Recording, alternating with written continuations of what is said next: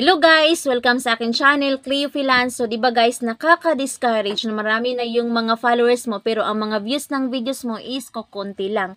Dahil yan guys, na yung mga videos mo is hindi basta-basta nag-appear sa newsfeed ng mga followers nyo. So, try nyo tong gawin guys. Try nyo to. Baka makakatulong to sa'yo. So, wala namang mawala sa inyo, diba, kung itry nyo lang to. And before that guys, kung ngayon ka pala nakabisita sa akin channel, Cleo Finance, paki-subscribe po para updated kayo sa susunod ko pang mga videos. Diba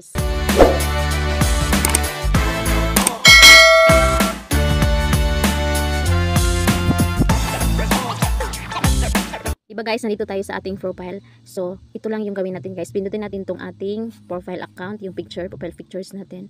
And then, scroll down lang guys. Tapos, pindutin natin tong more. Tapos, dito, pindutin natin tong reels. So, ayan. So nakita nyo ba yan? Yan guys, yung may 12 na views guys. So, ngayon ko pa lang yan sinishare or ina-upload dito sa aking reels. So, pindutin natin yan guys. Para makakuha tayo ng maraming views kahit sa ating followers lang. So, pindutin natin tong comment section. Ayan, comment. Tapos, ito, comment natin dito yung, mag-comment tayo dito ng at followers. Ito. Yan. Kasi ang purpose niyan guys, tapos i-send natin yan. Kasi ang purpose niyan guys is para yung mga followers mo is mag-appear yung videos mo na bago-bago mo palang in-upload sa kanilang mga newsfeed. So, makakita nila lahat ng mga followers mo. For example, yung followers is 25,000. So, agad-agad makikita nila yun sa newsfeed nila.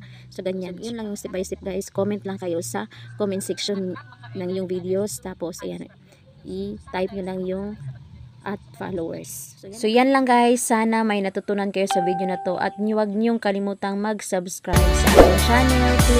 Thank you guys. Thank you.